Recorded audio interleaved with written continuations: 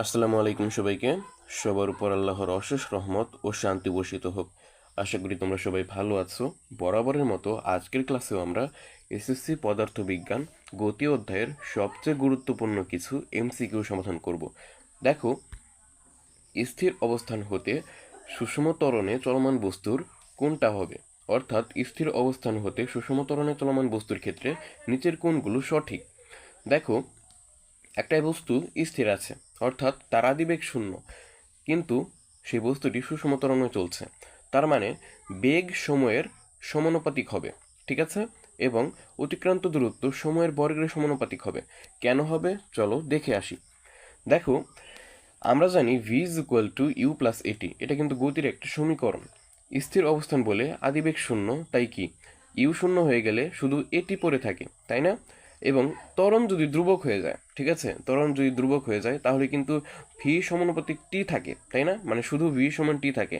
আর এটাকে আমরা লিখতে পারি ভি সমানুপাতিক টি, ঠিক আছে? আবার এস সমান ইউটি প্লাস হাফ এটি স্কোয়ারের একটা সূত্র জানি আমরা, তাই না? এবং এখানেও যদি আদিবেগ শূন্য হয়ে যায় এবং ত্বরণ এ যদি ধ্রুবক হয়ে যায় তাহলে কিন্তু দেখো এস সমানুপাতিক টি স্কোয়ার হয়, অর্থাৎ অতিক্রান্ত দূরত্ব সময়ের বর্গের সমানুপাতিক, ঠিক আছে? এবং নিচে দেখো বেগ দূরত্বের বর্গের মূলের সমানুপাতিক, এটা কিন্তু হবে না, ঠিক আছে? এটা মানে এটা ভুল, ঠিক আছে? আশা করি বুঝতে পেরেছো। এখন আমরা নিচেরটা সমাধান করব। নিচের সমীকরণগুলো লক্ষ্য করো, মানে এখানে কোন সমীকরণগুলো মানে সঠিক, ঠিক আছে, সেগুলো তোমাকে বের করতে হবে। দেখো, আমরা একটু আগে দেখলাম V is equal to U plus A T, কিন্তু এখানে দেওয়া আছে U is equal to V plus A T, তার মানে এটা ভুল, তাই না? এখন এইটা ভুল মানে অবশ্যই এই দুটো অ্যান্সার হবে, কারণ এই ধরনের মানে এমসিকিউতে একটা ভুল করলে, মানে একটা যদি ভুল তুমি ধরতে পারো তাহলে বাকিগুলো মানে অনায়াসে সমাধান হয়ে যাবে, ঠিক আছে? দেখো এগুলো কিভাবে হলো, মানে এই 2 নং আর 3 নং কিভাবে মানে রাইট অ্যান্সার, চলো একটু বিস্তারিত দেখি। দেখো, আমরা ভি সমান ইউ প্লাস এটি জানি, ঠিক আছে, ইউ সমান ভি মাইনাস এটি হয়, কিন্তু এখানে প্রশ্ন ছিল কিন্তু ভি প্লাস এটি, ঠিক আছে, এই জন্য ভুল ছিল।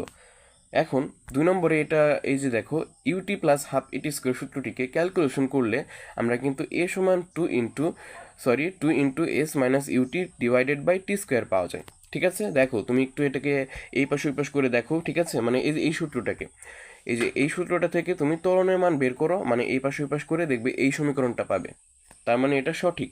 একইভাবে এস সমান U plus V divided by two into T থেকে তুমি ভি সমান two S divided by T minus U পাবে, ঠিক আছে? দেখো এটা কিন্তু এখানে আছে, এই যে দেখো, আশা করি বুঝতে পেরেছো। দেখো, বিজ্ঞানী গ্যালিলিও স্যারের পরন্ত বস্তুর সূত্রগুলো নিচের কোন শর্তগুলো মেনে চলে? দেখো আসলে কিন্তু এখানে বিজ্ঞানী গ্যালিলিও স্যারের পরন্ত বস্তুর সূত্রগুলো নিজের সব শর্ত মেনে চলে, ঠিক আছে? স্থির অবস্থা থেকে বস্তুগুলো পড়তে হবে অবশ্যই, একই উচ্চতা থেকে বস্তুগুলো পড়তে হবে, এটাও ঠিক, বস্তুগুলো মুক্তভাবে পড়তে হবে, ইয়েস, আসলে বাধা থাকা যাবে না, ঠিক আছে? আশা করি বুঝতে পেরেছো। দেখো মানে আমাদের গ্যালিলিও স্যারের শর্তই কিন্তু যেগুলো, ঠিক আছে, 3টি সূত্র দেওয়া ছিল, আমাদের পাঠ্য বই আছে, তোমরা যদি সূত্রগুলো পারো তাহলে কিন্তু বুঝতেই পারবে। স্থির অবস্থানের কথা বলেছে, একই উচ্চতা থেকে বলেছে এবং মুক্তভাবে কথাটি কিন্তু বলেছে, 3টি সূত্রের মধ্যেই কিন্তু এই 3টি ওয়ার্ড দেওয়া আছে, ঠিক আছে?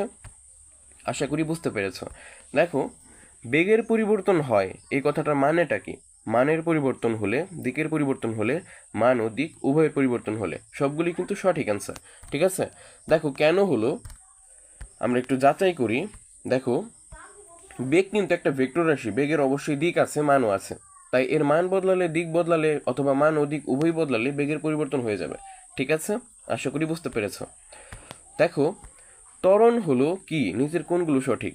ত্বরণ কিন্তু একটা লব্ধ রাশি, মানে এক বা একাধিক রাশির সমন্বয়ে গঠিত, ঠিক আছে? এবং ত্বরণ কিন্তু একটা ভেক্টর রাশি, ঠিক আছে, এটা কিন্তু তোমাদের মাথায় রাখতে হবে। ত্বরণ একটা ভেক্টর রাশি কিভাবে হলো? দেখো, ত্বরণ একটি লব্ধ রাশি কারণ এটি দৈর্ঘ্য ও সময়ের উপর নির্ভর করে, অবশ্যই ত্বরণের নির্দিষ্ট দিক আছে, তাই এটি একটি ভেক্টর রাশি, স্কেলার নয়, ঠিক আছে? আশা করি বুঝতে পেরেছো।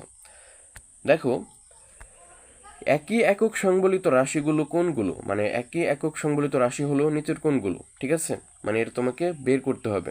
দেখো, এখানে সবগুলি হবে অ্যান্সার, ঠিক আছে? দ্রুতি ও বেগ মানে প্রায় একই, কিন্তু দ্রুতির দিক নেই, বেগের দিক আছে।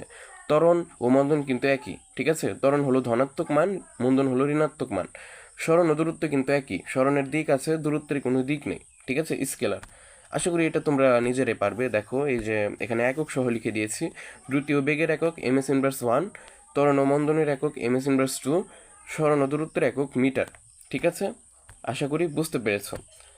দেখো আমরা সর্বশেষ এমসিকিউটি সমাধান করব। সরণ সময় লেখচিত্রের ঢাল সর্বত্র সমান হলে নিচের কোনগুলো সঠিক?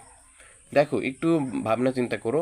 সরণ সময় লেখচিত্র মানে সরণ বনাম সময় লেখচিত্রে ঢাল সর্বত্র সমান হলে নিচের কোনগুলো সঠিক হবে? ঠিক আছে, দেখো এখানে বেগ কিন্তু অসম হবে না। ঠিক আছে, সরণ সময় মানে সরণ বনাম সময় লেখচিত্রে কখনো বেগ অসম হয় না, এবং বেগ কিন্তু সুষম হবে এবং ত্বরণ শূন্য হবে। কেন হবে? দেখো সময় সরণ বনাম সময় গ্রাফের ঢাল মানেই কিন্তু বেগ। ঠিক আছে, ঢাল সমান মানে বেগ সুষম বা ধ্রুব। ঠিক আছে, বেগ যদি সুষম হয় অর্থাৎ পরিবর্তন না হয় তবে ত্বরণ অবশ্যই শূন্য হবে। আশা করি বুঝতে পেরেছ। আজকের মতো এখানেই বিদায় নিচ্ছি, দেখা হচ্ছে অন্য কোনো ভিডিওতে। ততক্ষণ ভালো থেকো, সুস্থ থেকো। আসসালামু আলাইকুম সবাইকে।